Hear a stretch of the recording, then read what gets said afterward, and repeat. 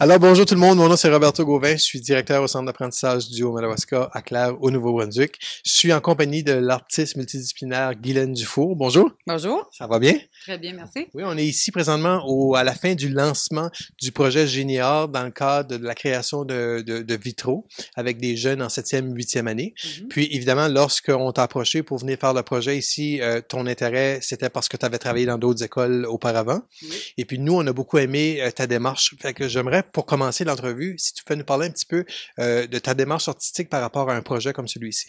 Premièrement, j'ai dû venir à l'école pour m'inspirer parce que j'avais aucune idée qu'est-ce que j'allais faire. Puis, ça a été vraiment tout ce qui se passe ici dans l'école au niveau de laboratoire, studio, atelier, puis l'énergie des élèves, les professeurs et tout ça. Fait, moi, je me suis inspirée de ça, puis ça m'a fait penser à une horloge, le mécanisme d'une horloge. Lorsqu'on ouvre une horloge, l'engrenage, c'est tous les petits trous qui tournent, toutes les petites engrenage, c'est une qui arrête de fonctionner, il n'y a plus rien qui marche. Puis moi, je trouvais ici que l'entraide de tout le monde était super importante au fonctionnement de l'école. Donc, je suis partie de cette idée-là. Puis, notre but principal, ou notre défi, je devrais dire, c'était de donner une deuxième vie à des objets qui ont déjà qui ont existé, qui avaient une autre fonction, puis nous, on devait les introduire dans une œuvre d'art en leur donnant une deuxième vie, une deuxième fonction. Quand on parle de vitrail, évidemment, on parle de vitres, on parle de fer à souder, on parle avec des jeunes écoliers. Comment est-ce qu'on s'y prend comme un artiste qui arrive dans une école? On est peut-être pas connu comme artiste dans cette école-là, pour faire justement prendre notre place, puis arriver avec les jeunes à monter un projet comme ça. Ben, je pense premièrement, moi, je dois avouer que je suis tellement passionnée de mon travail que je m'interroge même pas là-dessus quand je viens dans une école avec un projet. C'est peut-être ça devient peut-être un peu contagieux parce que moi, je suis vraiment comme en amour avec ce que je fais comme travail. J'aime beaucoup mon travail. Puis, quand j'arrive, je fais seulement de leur parler des idées, puis je leur dis, écoutez, il va y avoir beaucoup de travail, c'est certain. Je leur avertis que c'est, mais qu'avec la patience puis du temps, on va arriver à un produit, donc ils vont être extrêmement fiers. Puis, parce qu'ils ont travaillé fort pour le faire, quand ils vont regarder ça, je leur dis, vous allez dire, hey, wow, c'est moi qui ai fait ça. C'est qu'on y va une étape à la fois. Puis ils suivent les directives, puis ils sont passionnés. Puis moi, je suis là pour répondre, puis leur montrer. Puis c'est sûr que le premier morceau qu'ils font, c'est difficile. Le deuxième sont un petit peu mieux, puis un autre meilleur. Puis il y a des étapes qu'ils vont préférer à d'autres aussi. Fait qu'à ce moment-là, des fois, il y a comme quelqu'un va dire, ben écoute, moi j'ai moins aimé poser le ruban de cuivre, mais j'adore polir. Je peux-tu faire tes morceaux, puis toi cuivre les miens. Ça fait qu'il y a une échange qui se fait. Ça se fait comme toute seule. Je pense que il y a une énergie qui s'installe. Moi, j'ai toujours dit que faire du vitrail, c'était de l'art-thérapie.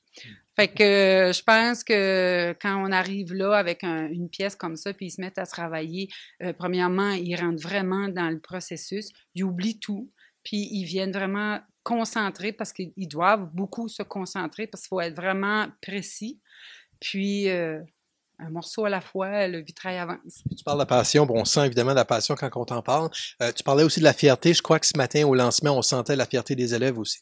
Ah, effectivement, j'ai vu des mains se lever lorsqu'ils regardaient la pièce, puis tu sais, c'est comme moi j'ai travaillé là-dessus, moi j'ai fait ça. Puis qu'est-ce qui est d'intéressant beaucoup aussi, c'est qu'ils ont travaillé à la conception du dessin.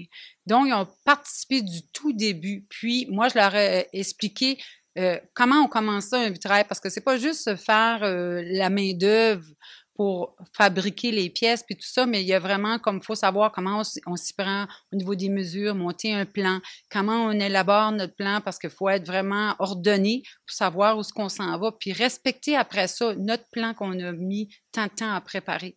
Puis on a amené les élèves à être très créatifs. Je pense que ça les a beaucoup épatés de pouvoir travailler avec des trombones puis créer un ange avec des sous-noirs, des cuillères, des couteaux, des vieux cadrans de montre, des choses comme ça. Pour eux, là, ça a été ça un gros élément déclencheur. Là. Waouh, hey, on va faire de quoi avec ça, tu sais, c'est comme. Fait que je pense que après ça, ça suit tout seul. Là. Et si quelqu'un nous demande, c'est quoi la place des projets juniors dans une école, par exemple? Tu as parlé de persévérance, de faire un plan. Toi, comme artiste, tu vois la place des projets juniors dans une école pour accomplir, pour faire quoi? Ben, premièrement, moi, c'est pas compliqué. S'il y avait eu des projets comme ça quand moi j'allais à l'école, me semble, j'aurais tellement été nourrie en tant que, parce que je pense que je suis artiste depuis que je suis très, très jeune. Puis, c'est important parce que ça amène la créativité. C'est beau, là, la technologie, c'est beau tout ça, mais on a encore besoin des gens qui font des travaux manuels. Puis, on crée une œuvre d'art qui reste dans une école. Moi, j'ai toujours dit que l'art, c'était l'âme d'une communauté. Ben, dans notre cas ici, ça devient l'âme de l'école. Puis, il y a un sentiment d'appartenance qui se rattache à ça. Ça fait que c'est important que ils puissent toucher à autre chose. Puis, pour ceux qui sont moins, écoute, si t'es quelqu'un que, toi, là, t'es un manuel, là, ben, tu sais, c'est sûr que ça vient te toucher. Puis même pour ceux qui ne savent même pas qu'ils sont manuels, découvrent qu'ils peuvent l'être. Puis on doit dire que c'est un projet d'art, mais à un autre niveau, c'est-à-dire qu'une école ne pourrait pas se permettre généralement de faire des projets de cette envergure-là sans le soutien de génie art, mais sans le soutien d'un artiste professionnel aussi. Oui, puis aussi, c'est que moi, quand j'arrive ici, j'amène tout mon matériel spécialisé parce qu'on s'entend que c'est pas des choses que des fers à souder, des machines à polir le verre, des couteaux pour couper le verre, tous les outils au niveau pour tailler le verre, puis tout ça, c'est pas quelque chose qu'il y a dans les écoles. Fait que quand moi je viens, j'amène tout ça. Donc aussi, je leur fais découvrir des objets de travail qu'ils connaissent pas. Puis, je crois que c'est comme ça leur démontre qu'il y a autre chose dans la vie. Puis moi, tu sais, nous, les artistes, on est toujours en train de travailler dans nos petits ateliers tout seuls. Fait que là, on vient partager. Moi, je trouve que c'est important de partager mes connaissances avec d'autres personnes. Puis peut-être que, qui sait, je vais peut-être en accrocher un en cours de route qui va dire, hey, moi, j'ai le goût de peut-être développer ça. Transmettre la passion. Exactement. Mm. Nous, le projet de vitrail ici qu'on a fait avec Junior et avec toi, on l'a inscrit dans le cadre de notre projet de labo créatif. Donc, tout à l'heure, tu as parlé qu'il n'y a pas seulement la technologie, puis je suis d'accord, moi aussi. Dans l'école ici, il y a plein de choses qui se passent autres que la technologie. Il y a aussi un mariage qui est possible de faire entre la technologie et les arts. Je crois que vous l'avez réussi ici. Si tu peux me parler un petit peu du vitrail par rapport avec les nouvelles technologies, parce que on retrouve justement plein de choses qui font référence aux nouvelles technologies aussi. Oui, nous, on a en fait introduit, c'est une première parce que j'avais jamais fait ça, on a introduit des morceaux. En fait, tu m'as donné un ordinateur que j'ai démonté, que j'avais jamais fait de ma vie. J'ai trouvé qu'il y avait pas mal de morceaux là-dedans. Puis, j'ai choisi des pièces qui m'inspiraient. Et c'était pas un Macintosh en passant? J'ai choisi des pièces qui m'inspiraient pour les intégrer au vitrail. Puis, à partir de là, ce que je trouvais intéressant, c'était que on a beaucoup exploré le mécanisme ancien d'une horloge, mais aussi, ça aurait pu être peut-être des mécanismes d'un ordinateur, des plaquettes, des choses avec des fils électriques qui auraient pu faire fonctionner l'horloge. Donc, c'est comme si qu'on se promène un peu, tu sais, de la technologie, les méthodes anciennes avec la technologie d'aujourd'hui.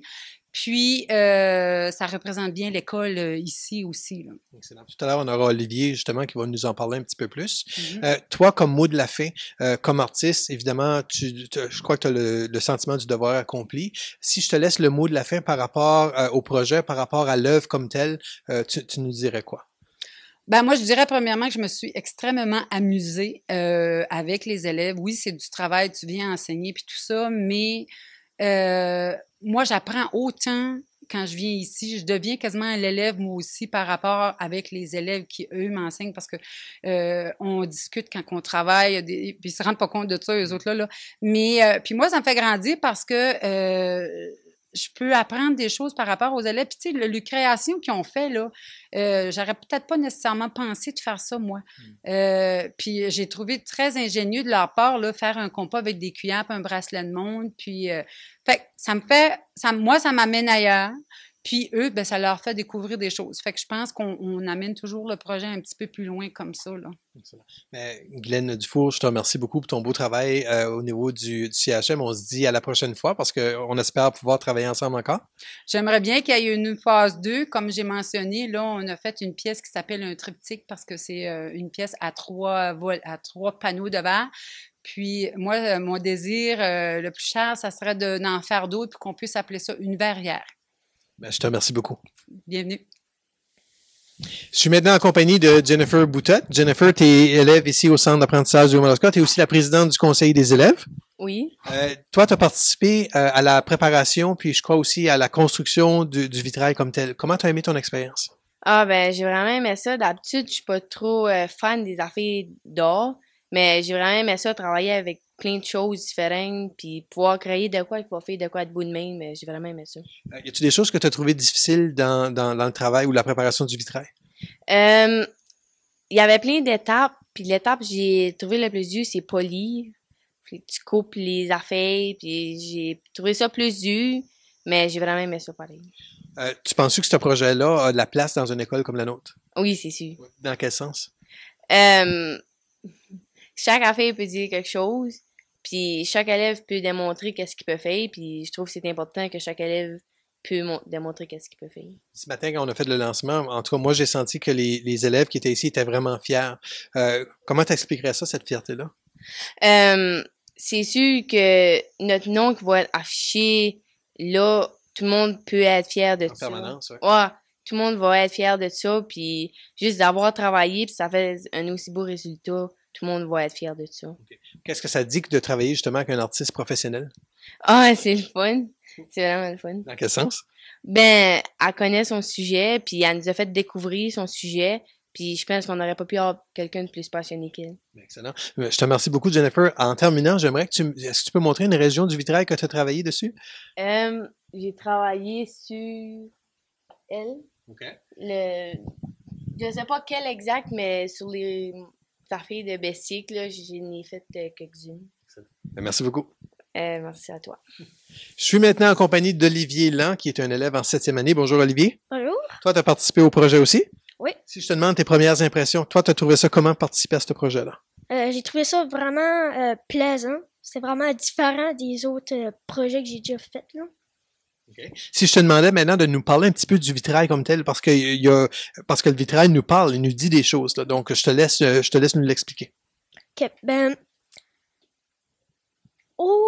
à la partie centrale, on a une horloge qui fonctionne avec des engrenages. Il y a des clés pour représenter les chiffres. Il y a des plaques d'ordinateur pour représenter notre école qui est technologique. Il y a ici à gauche, il y a un compas, on peut voir, fait avec des bracelets de montre, des cuillères avec un sous-noir. Puis après ça, on a un ange avec. Les élèves ont décidé de prendre la trombone parce que ça ressemblait à des ailes d'ange. Donc, ils ont fait la tête avec un bracelet, pas un bracelet, mais avec une montre. Puis l'auréole est faite avec des sous noirs. En haut, on a une serrure avec une clé pour dire que l'école, il y a des portes dans nos vies, puis l'école nous offre les possibilités d'ouvrir les portes. Excellent. Si on va vers notre gauche. Ben, à notre gauche, on a une autre horloge. Celle-là n'est pas fonctionnelle, par exemple. Mais il y a une cuillère et un couteau qui représentent 2h30. D'après moi, les élèves ont fait ça comme ça pour dire que l'école finit à 2h30. Donc, c'est peut-être une petite remarque pour ça. Un clin d'œil. Hein? Yeah. Toi, c'est quoi que tu as aimé surtout dans le projet? Mettre le plomb sur le cuivre.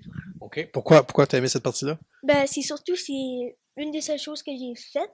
Puis je sais pas, j'ai beaucoup été attachée. On dirait jamais comment faire ça. Mme Guylaine me montrait comment bien le faire, comment bien placer le fer. Tout ça. Okay. S'il y a d'autres écoles qui se demandent si c'est important de faire des projets comme ça, des projets géniaux, qu'est-ce que tu leur dirais? Ben, moi, je dirais que oui, ça pourrait être important parce que ça sort les élèves de qu'est-ce qu'ils font d'habitude, ça les apprend à, on peut dire, s'entraider pour dire, ah, OK, moi, je vais faire cette partie-là, pourrais-tu faire cette partie-là? Ah, ben, moi, j'aime plus faire cette partie-là, puis lui aime plus faire ma partie, OK, mon petit échanger.